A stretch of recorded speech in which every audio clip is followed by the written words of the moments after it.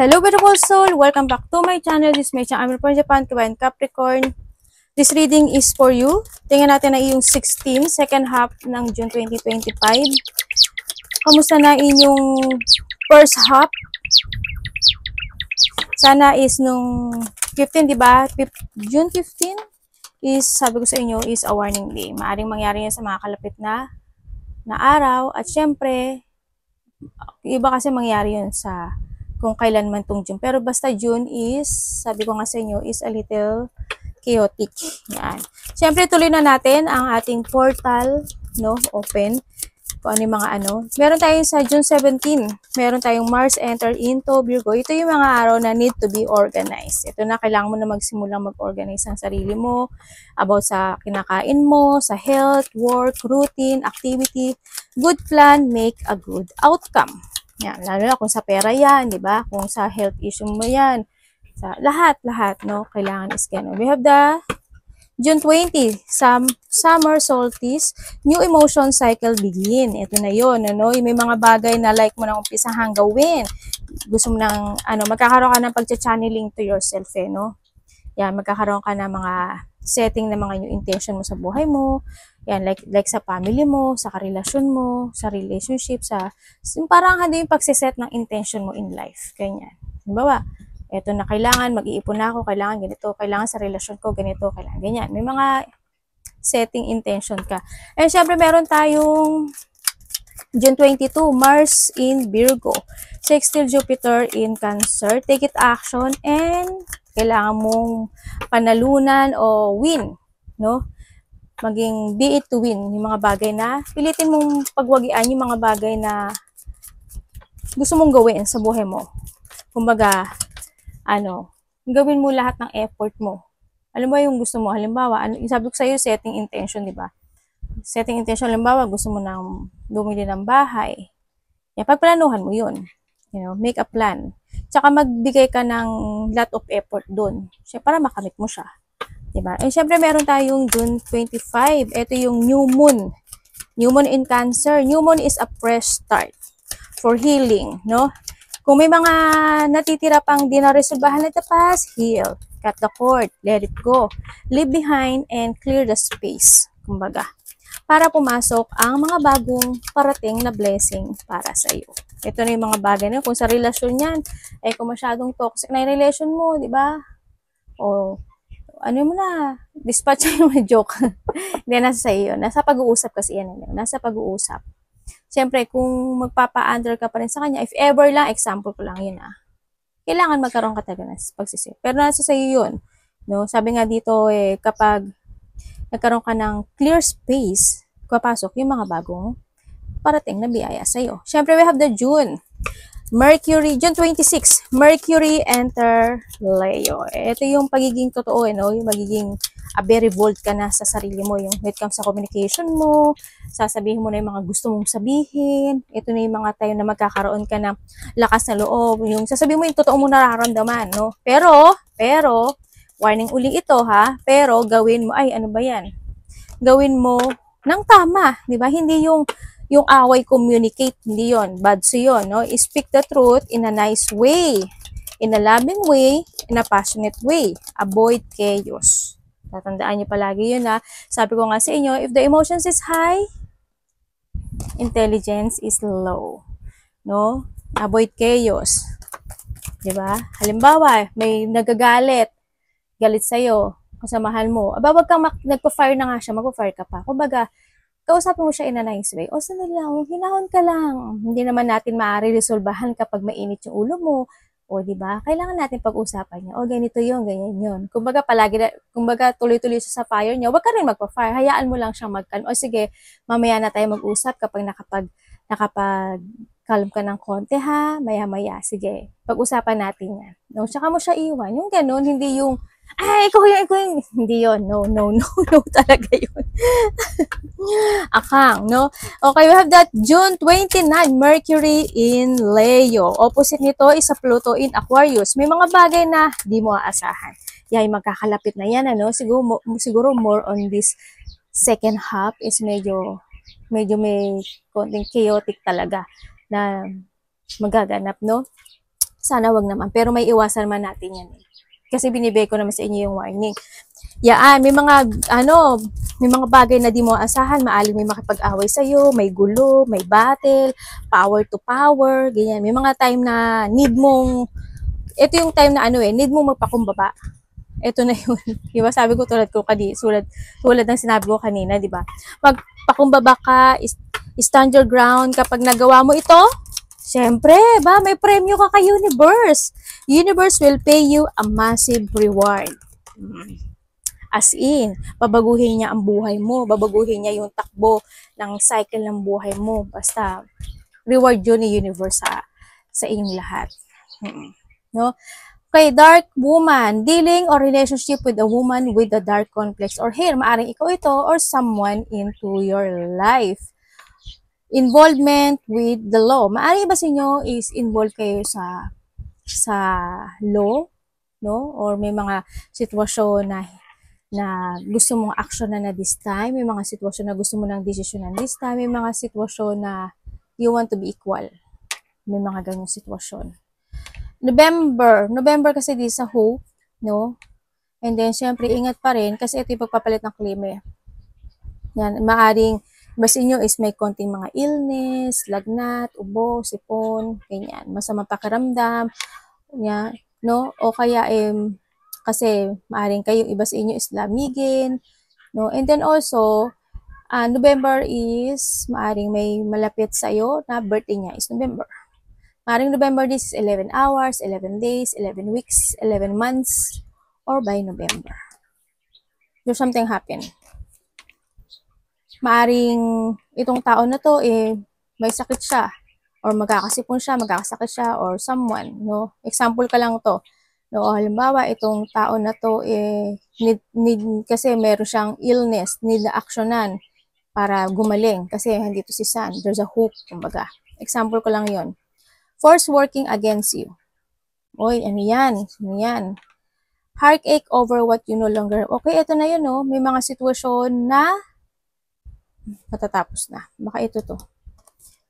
Ito na, time to go out of a situation. Ayan, may mga magtatapos na sitwasyon na maaring dark or sad or lonely, ganyan. Yan. Or kailangan mo nang talagang lumabas doon. No? And dito rin to si force working against you. Ibig sabihin, ito na yung si Patola, di ba? O, huwag ka nang pumatol dyan. Kailangan mo umalis dyan. Para walang away. Di ba? Ikaw na lang yung maging ikaw na lang magbalanse. Ikaw na lang yung mag-action. Kasi, hindi magiging worth it yun, di ba?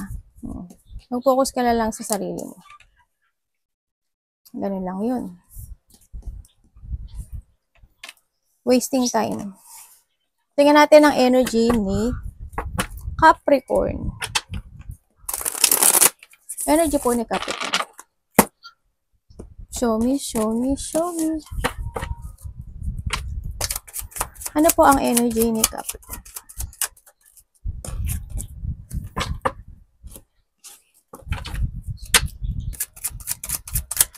Page of Wands.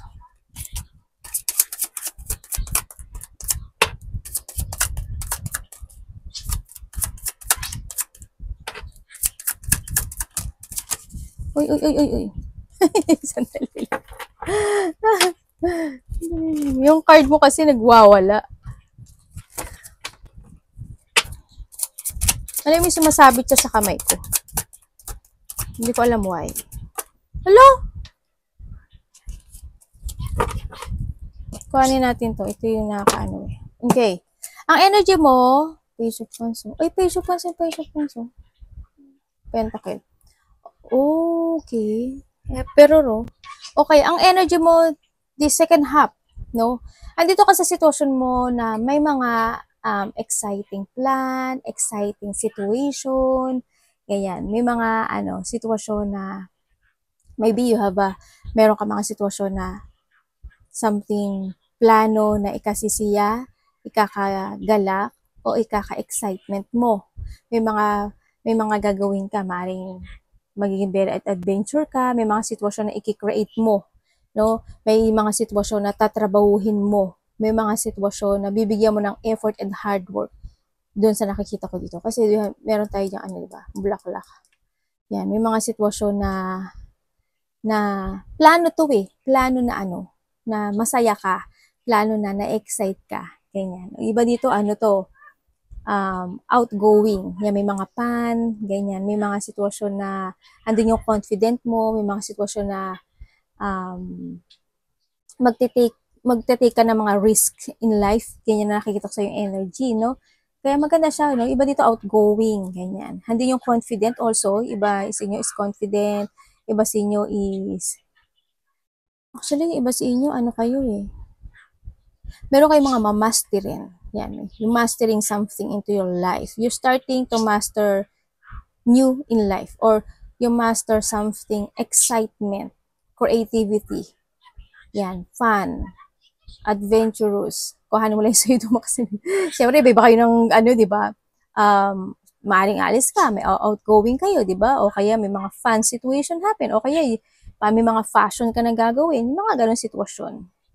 Yan na nakikita ko sa'yo. Handin yung handin yung maging active ka rin kasi there's an active energy rin ako nakikita sa inyo. Handin yung active energy, being a lovable, handin yung magiging extrovert this time sa iba. Kumbaga, parang lalabas ka sa introvert ka, magiging extrovert. Siguro, you're doing your fashion this time. Mga ganong sitwasyon. Sa iba, ganon. May mga gagawin ka ng mga bago.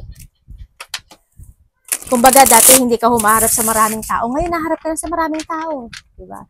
Halimbawa ko lang yun. Halimbawa, hindi mo ginagawa yung mga dating gusto mong gawin kasi wala kang kakayahan o hindi ang panghinaan ka nila. Ngayon, gagawin mo na siya. Yung mga ganun. Tingnan natin ang obstacle sa'yo. Ay, ba't ito kinukuha ko? Parating kay Capricorn.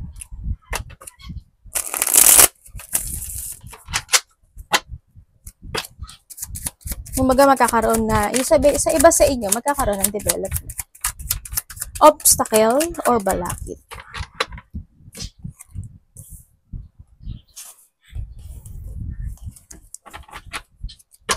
Ano to, universe?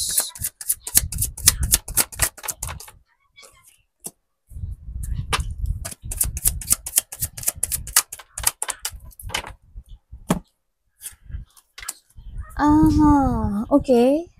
Meron tayong 2 and 2. Ang dami mong 2 Okay, ang balakid sa'yo,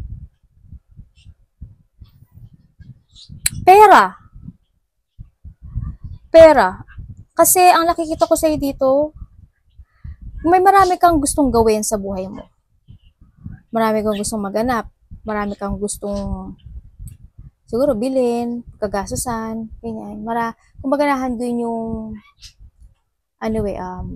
wishful thinking mo sa buhay mo, no? Yun, ang pera ang balakid sa'yo. Ibig sabihin, wala kang pera. Hindi man siguro kayo lahat yan, di ba? Kung sino man to energy na to, yan. Kumbaga nandun ka sa sitwasyon mo na trabaho ka ng trabaho, kaso nakakapagod, ganyan. Wala ka pa rin ipon, hindi pa rin ganun kalaki yung ipon mo, hindi ka pa rin nagsasucess, puro pagod lang ang nararamdaman mo, no? Hanggang yung mga pangarap mo sa buhay mo na gusto mo makamit, hanggang pangarap pa lang din siya sa ngayon. Kumaga ako yung sahod mo na meron kayong binabalansin mo lang siya, pamiikot-ikot lang na gano'n, no? Sa nakikita ko sa'yo. Kaya magiging balakid mo sa'yo is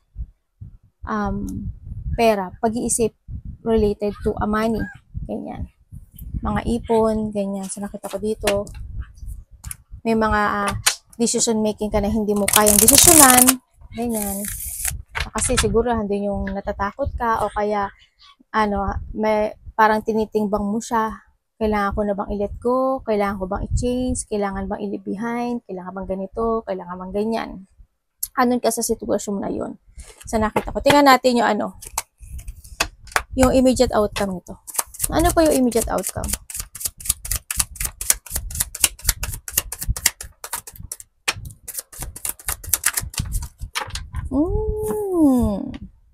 Kita mo si Devil, oh.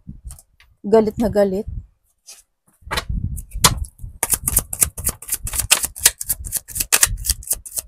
Immediate outcome. The 5 of Wands.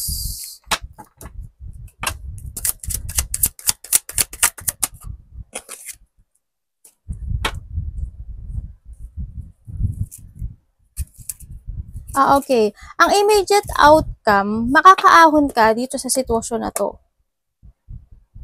Dahil sa isang tao sa buhay mo.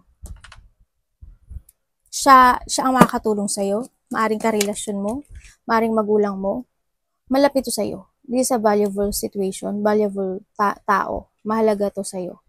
Sabihin ko Aries, Leo, Sagittarius. This is you Capricorn.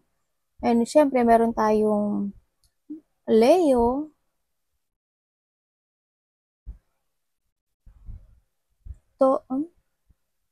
kasi it's more Taurus. Leo, Taurus, Virgo, Aquarius. Yan. Or tao na kasal kayo, or karelasyon mo, magulang, ganyan. Yun, ang immediate outcome is there's a person here na tutulungan ka niya. Tutulungan ka niya, papayuhan ka niya, alalayan ka niya, na makaahon at magpatuloy sa iyong cycle sa buhay kasi meron tayong Wheel of Fortune. Yun ang nakikita ko. Siyempre, ang immediate outcome din sa'yo is, dito yung pagtulong, no? Sa nakita ko. Immediate outcome din sa'yo, ang nakikita ko sa'yo is, magkakaroon ka ng, andun yung lakas ng loob mo because of your loved ones. Halimbawa, kung may anak kang isa, may anak kang dalawa, ganyan. Kung sino man yung, kung ilan man ang anak mo, or may mga pamilya mo, halimbawa, gano'n. Sila ang magiging lakas mo, no? Andun yung sitwasyon na, i-release mo yung limiting belief mo this time, yung magiging kumaga, hindi to na yung i-reclaim mo yung power mo, magiging more independence ka, re-restoring mo yung control mo, andun ka sa sitwasyon mo na yun, As in, maganda yung kasi you're releasing yourself in a situation na bad. You're releasing yourself sa isang sitwasyon na hindi ka nag-growth or leaving behind something tulad nga na sabi ko kanina, di ba? Or may tao dito sa iba sa inyo na isa sa makakatulong sa iyo sa pagbabago ng iyong destination. Tingnan natin ang parating. Anong parating po kay Capricorn? Ano pong parating kay Capricorn Universe?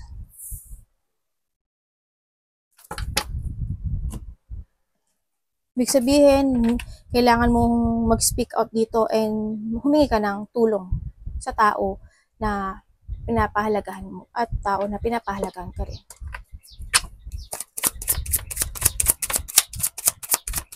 Kasi hindi mo kakayanin mag-isa. Para mas maintindihan ka rin nila. Parating.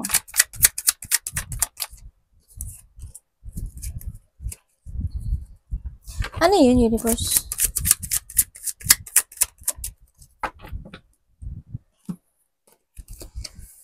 The Chariot.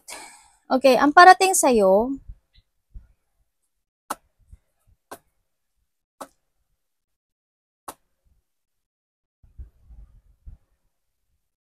okay,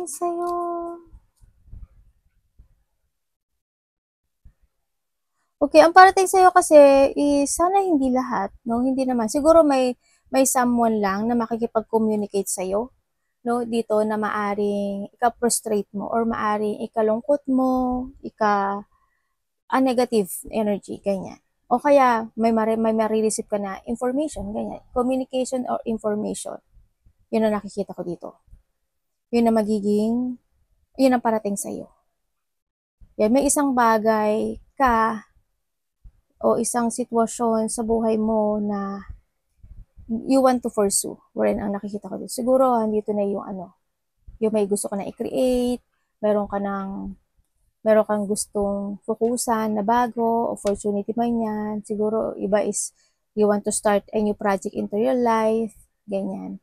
Siyempre, kung may mga ganung bagay, kailangan mo mag-put some effort dun sa bagay na yun, no?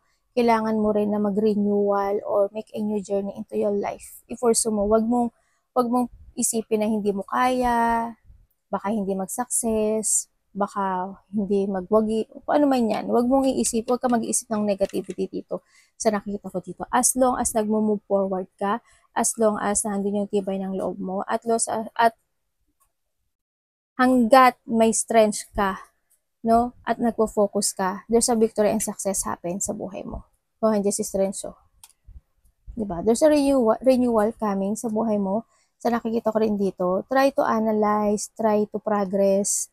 Kailangan mo ng mga strategy. Make a plan new or be careful, no? Huwag ka mag-doubt sa sarili mo na hindi mo kakayanin ang lahat. And syempre, kung kinakailangan mag-prepare ka kung yun ang gusto mo. Yun. And so, paparating din, may tao makapag-communicate sa'yo in a distance. Siguro nasa ibang lugar. Ganyan, ang nakikita ko dito.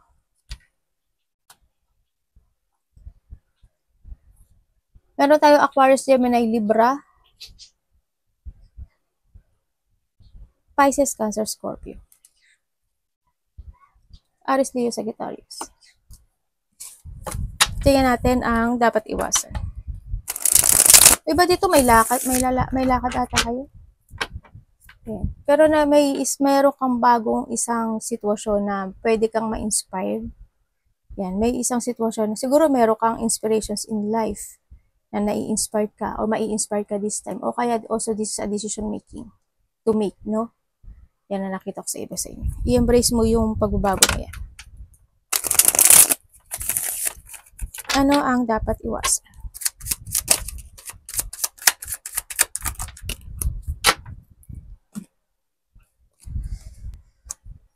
Bakit ganito yung energy mo?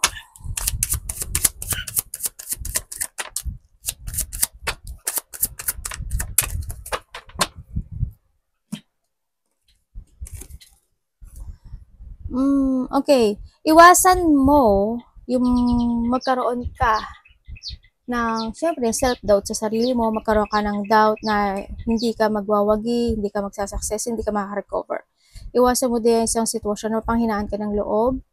Syempre, yung isang sitwasyon na mag-focus ka sa lungkot, yung lack of clarity ka sa mga plano mo this time, yung hindi ka mag-forward sa mga plano mo to growth, hindi ka mag-explore, iwasan mo rin yan. Kaya you need to explore, no?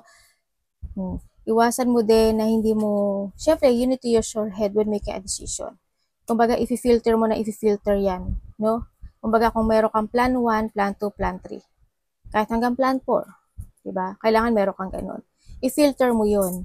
O kaya, unahin mo yung 1. Pag hindi nag-okay, 2, plan 3, ganun. Kailangan pag-isipan mo maigi yung mga bagay. And syempre, magpakatotoo ka rin sa sarili mo. Alam ko naman na totoo ka. Pero may mga time kasi na kahit malungkot ka, hindi itinitago mo yun, no? Iwasan mo na pagsisihan yung mga bagay o sitwasyon na kung hindi kasi para sa iyo, hindi para sa iyo. No? Syempre, huwag kang magpa-hold sa nakaraan and huwag kang magkaroon ng blockage sa mga daanan mo. Huwag kang lack of plano, as in lack of confidence, frustration. Syempre, andun din yung sitwasyon na focus to enlighten to success into your life. Mag-forward ka. Action, preparation, be adventurous, try to progress, mga ganun sitwasyon. No? Ako nakikita dito. Wag lang yung wala kang gagawin, nakatanong ka lang sa malayo, kailan kaya pagbabago ng buhay? Ay naku po, kapag ganyan gagawin mo, mamumuti na ang buhok mo. Diba? Pag hindi ka nag-a-action. Tingnan natin ang iyong money.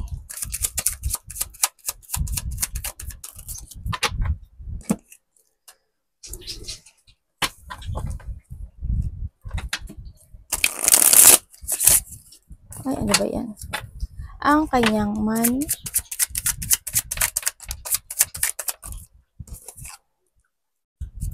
Sa pagdating sa money mo, ang nakikita ko sa'yo dito, kung tutuusin, ikaw yung tao na may disiplina ka pagdating sa money mo. May disiplina, as in. No? May disiplina ka, kontento ka naman sa ngayon, sa nakikita ko dito, nakakakain ka naman, diba? Kumaga nabibili mo naman yung gusto mo, yun nga lang, sakto lang. Kumbaga, saktong-sakto sa'yo. Kumbaga, yung natitira, sakto sa'yo. Ganon. Maaaring sa iba na pumunta sa iba, or talagang sakto lang sa'yo. Hindi naman yung pagpapahalaga sa money mo, hindi naman yung sitwasyon na hindi mo naman pinapababayaan yung money mo. Sa nakita ko dito, yun nga lang, medyo hirap ang nakikita ko sa'yo. Kasi why? May mga pangarap ka no? May mga gusto ko pang maganap o mangyari na gusto mong bilhin, gusto mong desisyonan related to money. Kaso, Yun nga lang, kaso saktong-sakto lang yung meron natitira sa'yo o yung meron ka sa ngayon. Yan, may disiplina ka naman. And this time, kasi we have the 9 no? Tatlo yung 9 mo. Ibig sabihin, andito yung tatlong 9, andito rin si Ace of Wands, diba? Ibig sabihin talaga, may mga bagay, if you want to change into your life related to your money, at gusto mo pa mag-success doon, kailangan sa'yo is a positive motion. It's up to you to make it happen. Start fresh, start to change, and be creative. Trust ka sa intuition mo. And then, syempre, put guard sa sarili mo, no? Kumbaga, limit yourself. Magkaroon ka ng limitation. Yan, kailangan gwardyahan mo talaga, 'di ba? Yun ang nakikita ko sa iyo. Mag-focus ka rin sa sarili mo. Kung gusto mo talaga ng pagbabago, when it comes sa money mo. Tingnan natin na iyong career or money. Ay, career or job. Career or job. Capricorn.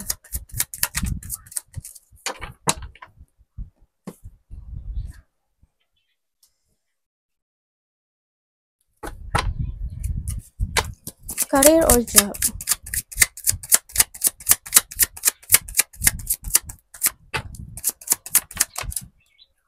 Okay. Pagdating sa career or job mo, sa ngayon nakikita ko naman na nagiging okay ka na. Kumaga, nagkakaroon ng pagsasaayos, no? Nagkakaroon ng collaboration, partnership, o may mga tao pa rin na nakikipag okay sa'yo, nagiging okay ka sa career mo o sa mga kasama mo sa trabaho. Kumbaga, bumabalik din naman yung mga nagkakaroon ng kaayusan. Yun nga lang, may mga tao talaga o may ibang tao talaga na hindi talaga sila willing to support you.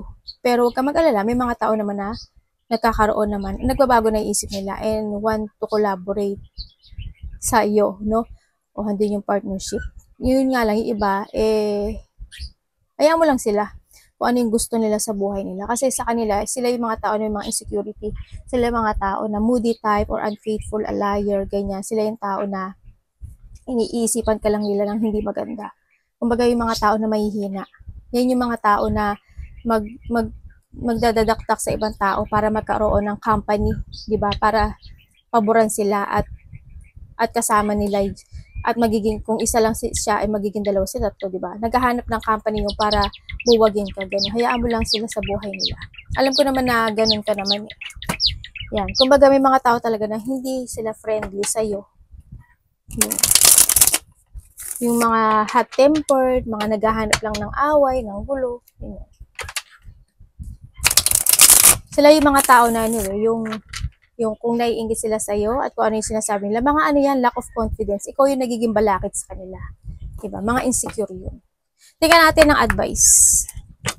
Advice po.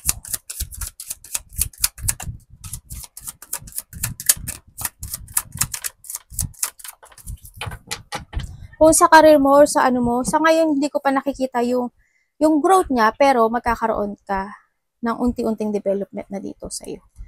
Huwag ka lang magpapabother dun sa ano mo, sa mga kasama mo sa trabaho.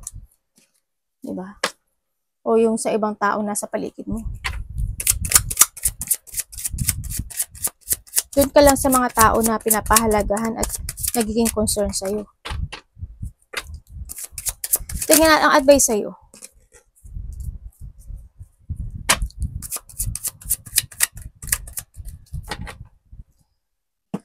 Okay, when it comes sa advice, okay. Ang sabi dito, when it comes sa advice, ang sabi dito is forgiveness is needed. May mga bagay o sitwasyon na hindi mo kailangang sarilihin kasi ikaw lang yung magpo-fall down sa sarili mo, di ba? May kailangan mo rin ng tulong ng ibang tao, share your problems sa iba. Siyempre, ang sinasabi rin dito, this is a time to accept yung mga bagay o sitwasyon na magaganap o mangyayari. Kung may mga time na yayanigin ka ng universe o ni Lord para gisingin ka sa isang sitwasyon mo, i-accept mo yon kasi there's a reason. No, ibig sabihin is ginigising ka niya kasi may mga dapat pang pahalagahan, may mga dapat pang unahin, may mga dapat i-let go, may mga dapat na pangalagaan, no? Kung sa mga aspeto ng buhay mo yan. Kasi nandito rin si time, kumbaga may mga time na yayanigin ka niya o ugain ka niya o gigisingin ka niya kasi nag-uubos ka lang ng oras doon sa point na yun o sa party na o sa sitwasyon na yun.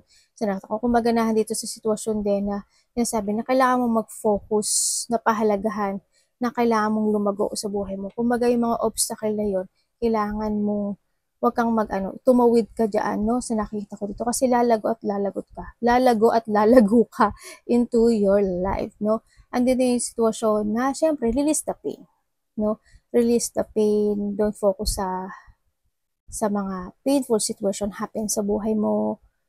And then, wag mong isipin na nangyayari yung kasi you're not blessed. Syempre, blessing ka.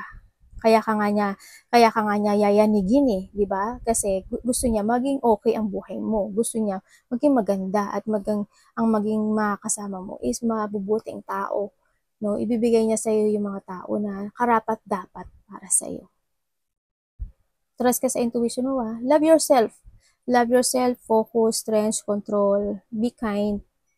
And then tandaan mo, may kapangyarihan ka na kontrolin ang lahat ng bagay. Arigatou namaste, God bless.